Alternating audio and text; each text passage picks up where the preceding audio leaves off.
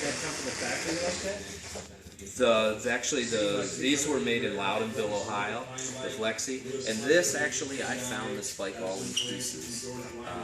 The only thing reproduction on this bike other than that seat is the frame, and the frame is the only real thing that I couldn't find on this. The cool part about this bike, this is neat.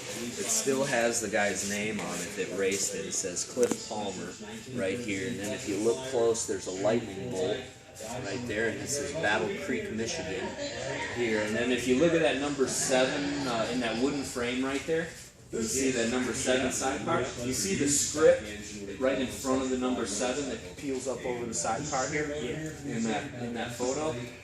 Well, you can't see it when there's light on it, but when you bring in the shade, where are we at here? You see it there? Right there.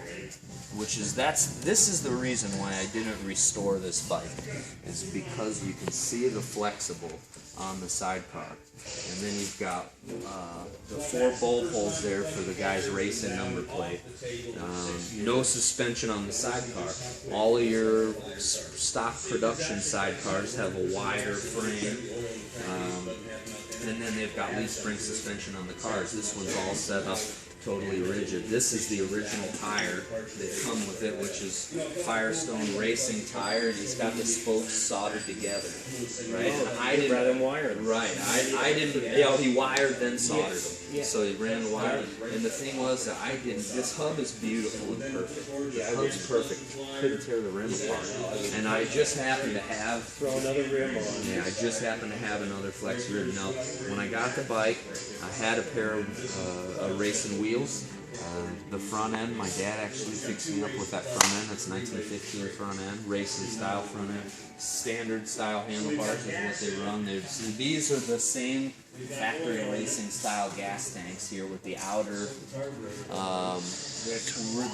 rib here, but they're the single cam pocket valve type of deals. So what you've got is the pocket back here in the back. Original race, actually the counter shaft is also, the hub is original, the sprockets are reproduction. And then how we found the motor in this was so awesome how we found this motor. Because the motor is 19A700. It's 3-digit factory racing, 1919 motor.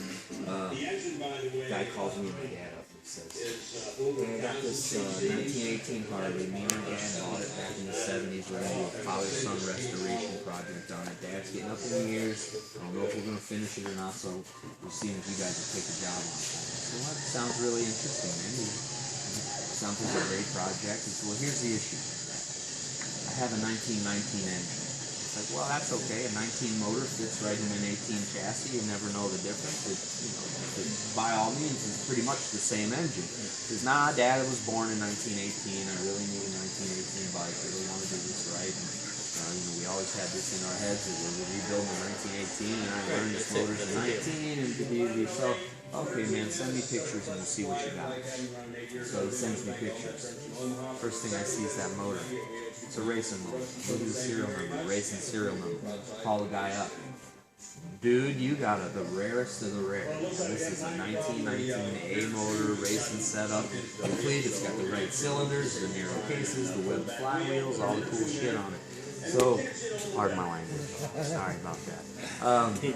All the cool stuff. So he's like, nah, yeah, I really want to do this 1918 Well, I might have a buy it for the motor. Yeah, so and at this point, it was me and my dad talked it over, and it's like, call it back. Well, hey man, how about this? We'll find you a 1918 motor. Alright? Buy it for you, rebuild the motor. You bring us your bike, we'll restore your whole motorcycle. Alright? Top to bottom, absolute even up trade for that motor in milk crates, taken apart in pieces. Which that'll give you an idea of what we value this motor. 4,500, I think it's 4,800 bucks by the time it's all said and done for that 1918 motor. And you got 250 hours rebuilding the motor and the bike, me and my dad's time. So yeah, the guy's got a $25,000 restoration and a $5,000 motor. So then we would do it again in a heartbeat. Easily. Yeah, and it happens to be, we had 2 stock motors for this, but it needs the racing engine. Okay, so this is, and you know what? The thing is, if we ever found a real frame, it didn't go on with this bike. It's going with that motor, and that's the motor of motors right there. That's the earliest known twin cam motor. That's the one I was talking to Mike. Yeah, I know. That's the. It doesn't get any better than that. If you ask my dad what the most valuable thing in the whole museum is, more than any bike or more than any car, he would probably tell you that. Yeah, that is the best of the best. What's also really cool, that one is CA4. So this predates the 500 style serial numbers. Okay, my dad, he bought this out in Montana. Actually, he's on a plane. This is in the mid-'80s. He's on an airplane flying out to like Las Vegas. And he sits next to a guy. The guy happens to know a little bit about old bikes. We saw his shirt or something. So the guy pipes up. He says, "Yeah, I know where there's one of them 3-digit racing engines." And for a guy to say 3-digit racing engine, it raises your eyebrows immediately. So they exchange information anyway. My dad ended up getting off the plane, looking through his pockets that night, can't even find the guy's business card. He lost the guy's business card right off the bat. 10 years goes by, right?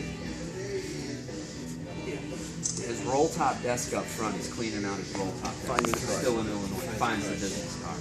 Alright, the guy was like 80 when he was on the airplane with him. 10 years later, this is the guy who's going to be around. Called the number, the guy picks up the phone, the guy remembers. Says, "Yeah, you know what, I think Monty still might have that old racing engine." The guy, Monty, was older than this guy. Okay? This guy's from Arizona. This guy, the Monty guy's from Montana. My dad flies out to Montana, ends up making a deal on this motor, and that was his carry-on luggage. Oh yeah. Leave your sight. Yeah.